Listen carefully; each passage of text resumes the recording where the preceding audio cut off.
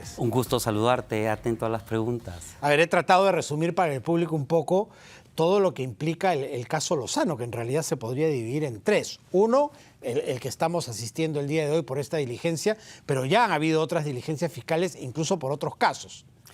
A ver, de inicio esta investigación comenzó con el análisis y el inicio de diligencias preliminares por los delitos de organización criminal, por los delitos de coacción y extorsión. Hay que recordar que los delitos de criminalidad organizada son más o menos un promedio de 15 años y si eres líder de la organización puede llegar hasta 20 años. Eso es lo que le correspondería a Lozano, ¿no? En este caso, sí, es la tesis sí, fiscal. claro. O sea, si se dice que él es el presidente de la Federación Peruana de Fútbol y él habría articulado una serie de acciones. ¿Por qué se les acusa de eso? ¿Cuál es el delito? Bueno, el hecho principal por el cual se le está acusando es el de haber, en perjuicio de la persona jurídica de la Federación Peruana de Fútbol, es haber dispuesto una serie de patrimonio, ¿correcto?, con algunos fines de por medio, pueden ser sobornos, etcétera, en los niveles del fútbol nivel 1 y 2, a diferentes clubes deportivos. De tal manera que dentro de ese contexto es que la Fiscalía le ha solicitado documentación bancaria, contable, como préstamos, balances. por ejemplo, que la Federación desembolso de dinero para supuestamente cubrir los problemas financieros de los... Correcto, y para salvaguardar a los intereses de otros digamos, asociaciones o clubes deportivos. Desde esa perspectiva, entonces, la Fiscalía entiende que esta criminalidad organizada, a la vez, correcto, está estructurada dentro también concordado con otro tipo de delito que es fraude contra la administración de personas jurídicas. ¿En qué consiste este segundo delito? Este segundo delito es ocultamiento de balances, omisión de información, correcto, o información falsa al mismo, tratar de disponer de patrimonio para sí o para otro en perjuicio de la persona jurídica, etcétera.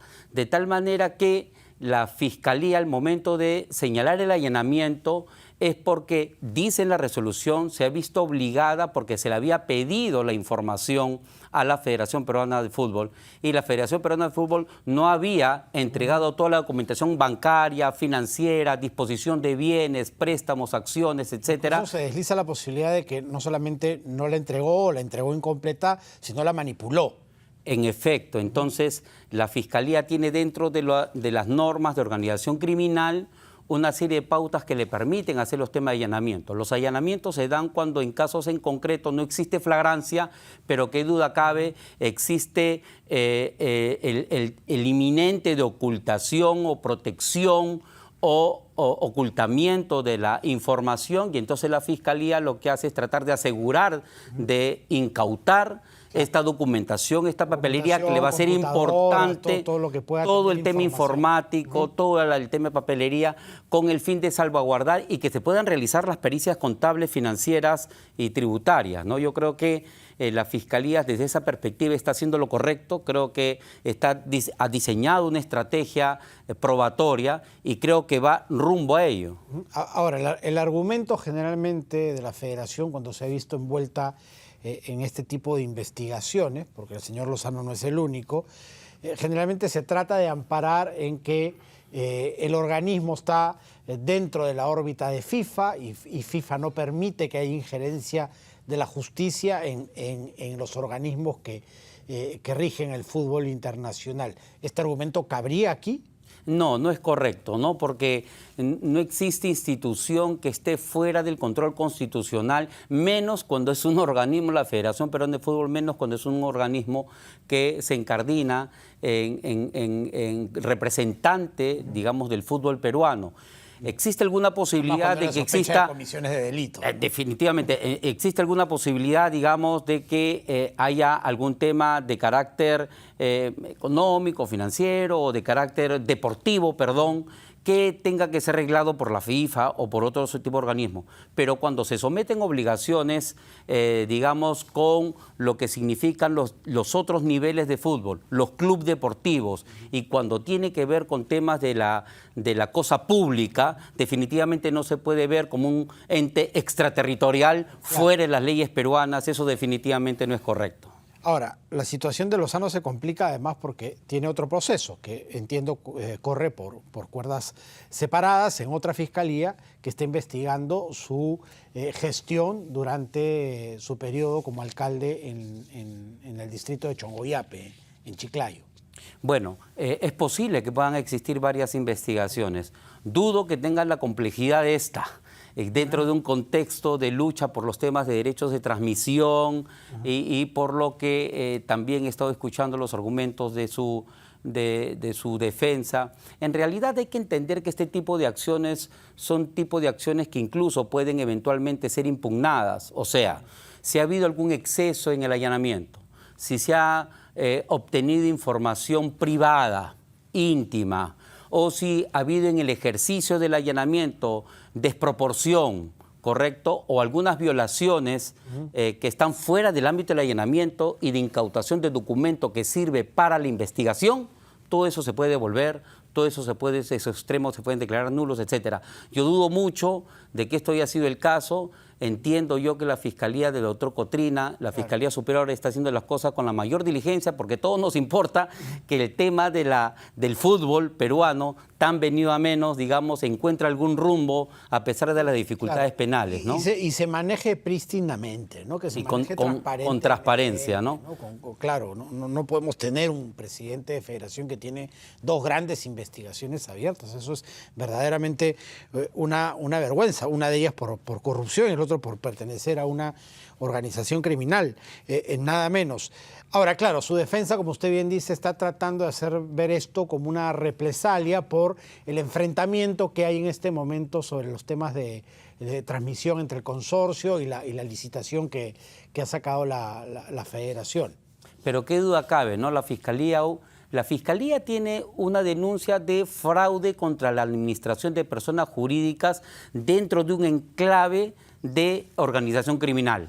Entonces esto nos coloca en una situación muy estratégica por parte del fiscal. El fiscal va a tener que prontamente deslindar si en verdad existen todo este tema de disposiciones de patrimonio, si en verdad hay balances falsos, adulterados, si en verdad hay adquisición de bienes ocultos sin informar a los accionistas, a los socios, etcétera. Esperamos de que esto, digamos, se haga rápidamente y no tener investigaciones que duran 7, 8 años y que luego al final del día no se tienen esclarecidas las cosas, ¿no? De encontrarse esos supuestos que usted dice, podrían agravar. Las penas son drásticas. Y podrían eventualmente, antes de una pena, tener algunas medidas restrictivas. Definitivamente, o sea, la Fiscalía aún no ha pedido, se entiende por las declaraciones del doctor Cotrina, no ha pedido detenciones preliminares. Todavía no hay ninguna. Pero qué duda cabe, si la Fiscalía ya con todo lo que incauta encuentra que ha habido manipulación, que hay colaboradores eficaces, porque estos son los contextos donde se vienen a someter colaboradores eficaces. Hay una investigación de 11 personas acá. Alguno de ellos querrá declarar, brindar información importante y útil para la investigación. Si bien son miembros del directorio, no conocían los detalles de las acciones que Lozano hacía. Bueno, y eso no lo beneficia a Lozano, ¿no? Porque se supone que los miembros del directorio como mínimo han tenido que estar informados y eso más bien fortalece la tesis fiscal de ocultamiento de información o hacer cosas a espaldas. Algo, ¿no? Definitivamente, pero yo creo que no le resulta feliz para la defensa de Lozano. Yo creo que acá hay que estar muy peleagudo, yo creo que luego de acá puede haber unas detenciones preliminares. Porque yo creo que el argumento que también se ha esgrimido de que por las funciones mismas de Lozano, él constantemente abandona el país y en una de esas, si su situación se complica y él está fuera, como por ejemplo ocurrió cuando se hizo público que la Fiscalía había abierto investigación por lo de Chongoyape, él estaba con la selección en Estados Unidos. Entonces, si ve su situación complicada, podría eventualmente dejar el país o estando fuera no regresar. A esta altura yo creo, miren, estratégicamente normalmente cuando se dictan medidas de allanamiento, etcétera, las fiscalías lo que hacen es de manera concatenada pedir impedimento de salida del país. De lo contrario hubiese pedido ya la detención preliminar, pero esperamos de que en el caso se encuentren elementos que permitan determinar obstrucción, adulteración de documentos, adulteración de pruebas y evidencias para el caso, para que la pericia contable y financiera no llegue a buen puerto, correos electrónicos sobre coordinaciones o reuniones sobre ocultamientos, etcétera, o que se haya borrado las grabaciones de los directorios de las oficinas, de las grabaciones electrónicas, o que los CPUs hayan sido borrados, máquinas nuevas, etcétera, o que haya habido algún aviso anterior de que este allanamiento se vaya a realizar, definitivamente se va a empeorar su situación y qué duda cabe que puede venir un requerimiento de prisión luego de un pedido de detención preliminar. Eso es muy importante lo que usted dice, porque finalmente, siendo el jefe máximo de la institución, puedes ordenar ese tipo de cosas o incluso hacerlo tú mismo. ¿Hay alguna forma de que, por ejemplo, la Fiscalía pide el apartamiento de esta persona de ese cargo para que no ocurra eso que usted dice durante las investigaciones? Bueno, en el caso esto no es legal. Existe una altísima probabilidad. La Fiscalía en realidad tiene muchas... No, pues si él sigue metido ahí puede hacer lo que quiera, ¿no? Bueno, si estuviera en detención preliminar o en prisión preventiva, obviamente que tendría que dejar el cargo, sí, ¿cierto? Claro. Eso le ha pasado a otros directivos de la Federación Peruana de Fútbol, digamos que los nombres sobran a esta altura, pero cuando incluso se dan comparecencias con restricciones, se pueden dar medidas para incomunicación con los coinvestigados. Y acá en este caso, por ejemplo, toda la Federación Peruana de Fútbol, todos los directivos están siendo investigados. O sea, si se da una medida restrictiva... ¿Cómo podrían no comunicarse mientras trabajan juntos? Eso sería imposible, ¿no? Desde esa perspectiva ya podría el sistema entablar una serie de mecanismos autónomos y se vendría a ver desarticulado, o sea, no podrían ejercer sus funciones y tendrían que cambiar de funcionarios en la Federación Peruana de Fútbol, ¿no?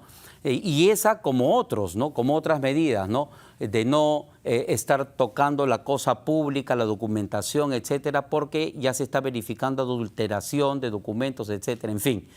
Hay que esperar con paciencia las investigaciones. Como usted dijo, esperemos que sean céleres, ¿no? Sí, que esperamos que sea célere. Normalmente se hacen las incautaciones, las actas, luego comienzan a surgir los deslacrados y luego de los deslacrados, esperemos que prontamente también se hagan los deslacrados, las transcripciones y esto en cuestión de, nada, una semana, 2 semanas, yo creo que ya se podría estar teniendo si la Fiscalía se apresuran para tener conclusiones del mismo y tomar las decisiones que tenga conveniente. Perfecto, ha quedado clarísimo entonces. Muchísimas gracias, doctor Ugaz, por haber estado aquí. Un gusto, muchas gracias. Realmente, muchas gracias. El doctor Fernando Ugaz nos ha estado explicando este vergonzoso caso de la Federación Peruana de Fútbol y Agustín Lozano.